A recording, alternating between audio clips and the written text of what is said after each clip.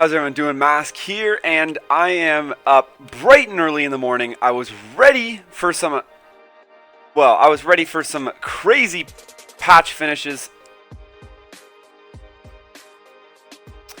How's everyone doing? Mask here, and I was up bright in the morning, ready for this patch to drop, and I am bringing you guys the news. Now, unfortunately, as a lot of you have checked that in-game mail, the Pegasus event has been postponed. Now, this is going to be obviously one of today's biggest headlines.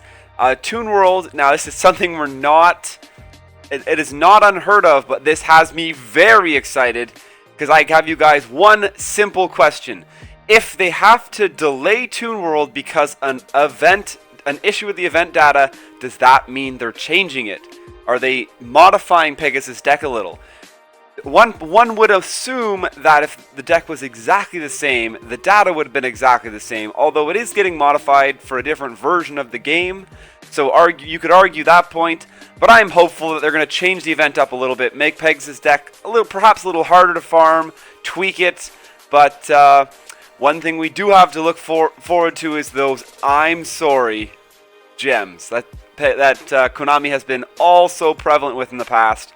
So hopefully Pegasus event is coming out tomorrow, rescheduling the patch launch party. We're not exactly sure when because they haven't announced a new maintenance, but we will definitely be around waiting for that patch to drop. Now, we actually had a card trader update. I know this isn't exactly new, but I'd love to just take a quick look at the cards. We have Guardian Angel Joan. When this card destroys a monster by battle and sends it to the graveyard, gain life points equal to the original attack of that destroyed monster in the graveyard. Now you just have a pretty hefty 2 tribute, 2800 attack, 2000 defense, and it's sort of as if it has, well, I mean, most fairies just have a ton of healing mechanics, and it's almost like it's got a Cestus of Dalga permanently equipped to it, but even better, it's not just the damage you're inflicting, it's the original attack of the monster you're destroying. Swarm of Locusts. Now here's a card we have seen a lot of. There has been 1 or 2 NPCs you've been able to fight in the game so far that's been using this card against you. Once per turn, you can change this card to face down defense position. When this card is flip summoned, target one spell or trap card your opponent controls and destroy it.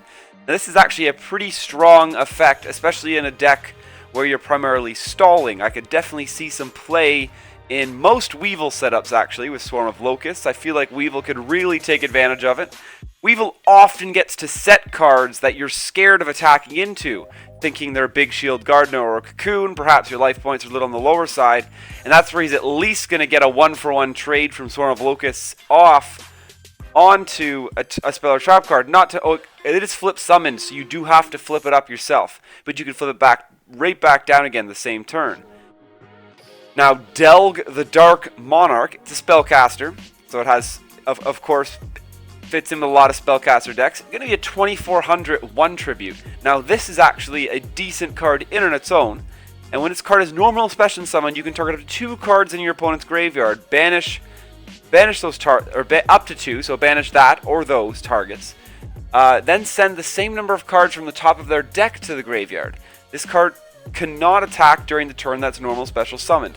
So basically, you summon this card, it's going to banish 2 cards from the graveyard and mill 2 cards from the graveyard. Now it's interesting to see if people try to incorporate this in current mill decks. There is typically a lot of opportunity to tribute in current mill decks because you're running things like Feint Attack to get a face down through a turn.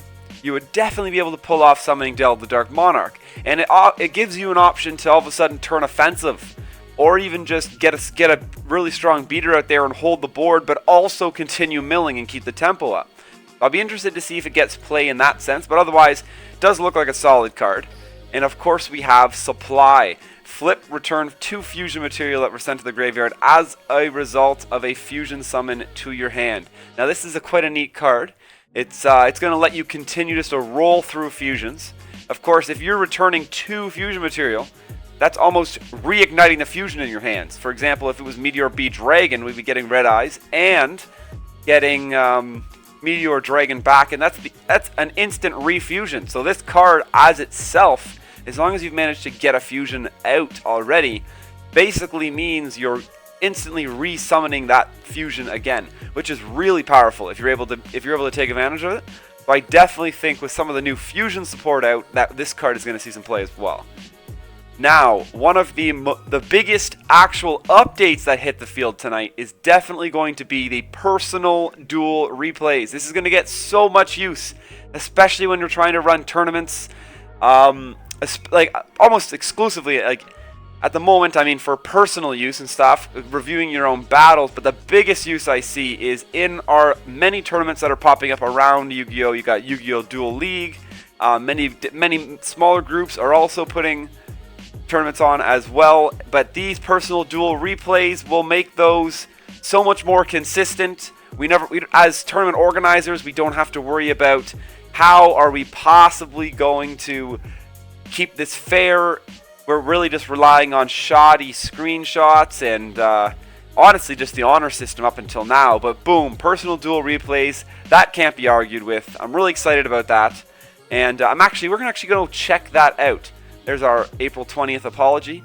I got Taya here. We got Duel standby. And let's check out just what it looks like. I'm assuming it's going to work on a ranked duel. Duel replays, nowhere on there did it say or give us any reason to suspect that it's not going to work. And it's going to be very fast. Little known, this is actually my first game ever trying Taya Burn. So hopefully it goes well. I threw together a quick deck. We don't have any big shield Gardenas, so we're missing out in that sense. Nice, we're going second. Beautiful. We drew 1 Cards of Sanctity, which I understand is a good thing. Draw until you have 2 cards in your hand. So we're going to go set this person. Activate Burning Land, I think. And this card here. Destructor Revolution. This is where you hit them for some huge numbers. 1,400. And then Cards of Sanctity, of course, is going to sneak us another 2 cards into our hand. Where we get to Hinotama. Wait, what happened to that card that I was supposed to set? Does it banish it? All cards you control? Does that include in control and in your hand? Oh, so I lost my monster. That sucks. So we didn't even come close to killing him. And we lost our monster on the field. Wasted our draw.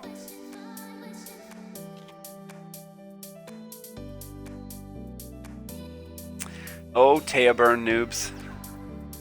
That would be me. Oh, here comes the hand. Just right on the field. I think we're probably going to run out of steam now. We really needed that card to stick on the field. It would have been an able body for us.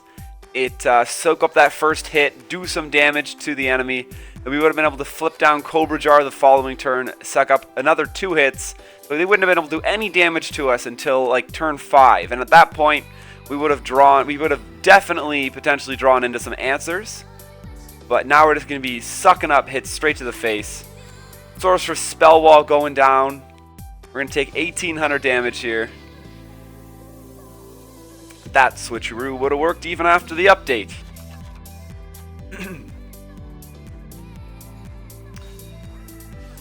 Gravity Axe going down. Wow. We are like 1 shot away from dead now.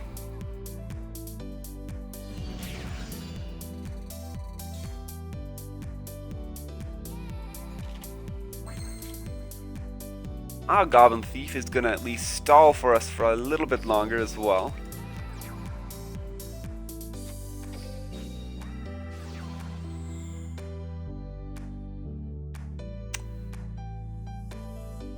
He'll be buffed to 2,300, so if he summons somebody else to take out Cobra Jar, of course Cobra Jar's passive will kick in and save us for even one more turn thereafter.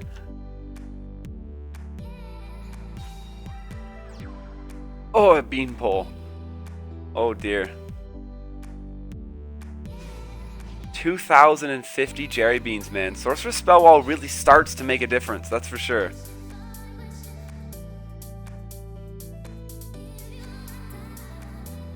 Cobra Jar. Now this would have been just so good if he did not...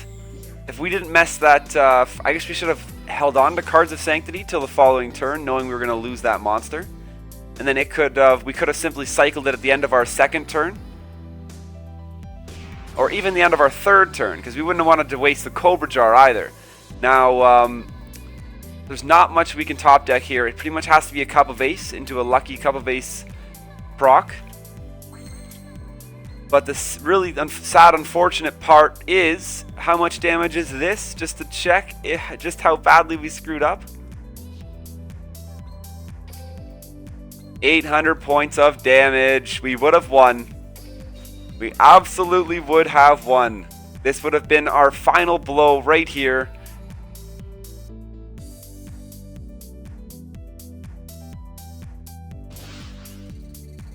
Oh well.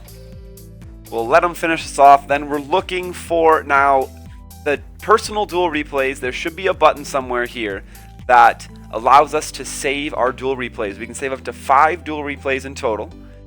That's what we're looking for. We're going to check that out. Barrel Dragon. Yo! Comes down as a 2900. That's going to be lethal, and he is good to go.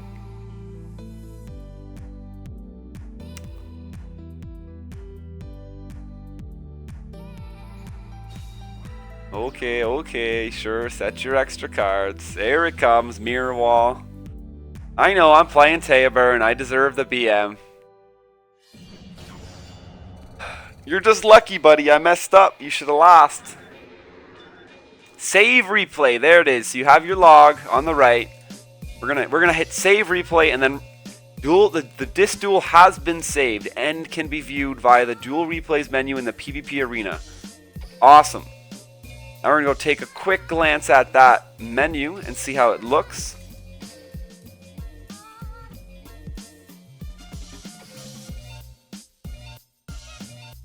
Here we are. Duel replays. Check out Epic Duels. So this is... Okay, actually this is awesome. So now they're just going to add your own replays here. Typically it was ones that were just always around. Here is my Bandit Keith versus Taya Gardner. And obviously if it's friend duels, this will look a little different. Pop in here, and I assume it's just going to be a complete replay of the match. That is awesome. I can see so much use for this.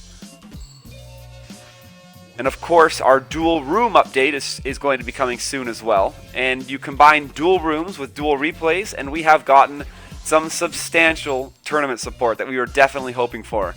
Hopefully, spectate mode coming very soon as well. That's going to be the next step from that. But this definitely makes me believe that it's something they have in mind. So obviously we have play, pause, and of course stop, which will quit us out of the replay, which is awesome. I definitely looking forward to using that in upcoming tournaments. And that's pretty much going to summarize the news for today, guys. We have an update and an apology. Welcome to Toon World, hopefully coming tomorrow. And yeah. Thanks for hanging out. As always, I'm going to keep bringing you guys the in-game news. I always believe I missed it way too often in my first good solid month of the game, never hitting that envelope. So instead of having to read and understand what Konami is trying to say in their news, we're going to keep bringing it to you here. And of course, much more. Stay tuned for Pegasus farming videos getting launched as absolutely soon as the event goes up. We'll be in our channel's Discord, grinding out what we think is the best way to farm Pegasus and getting that video up for you guys, how to farm him level 30, level 40, and who knows, possibly level 50, which would be awesome. In fact, even if they may bring Pegasus back with the exact same level 30 and 40 deck, but very possibly introducing a level 50 Pegasus in the dual world.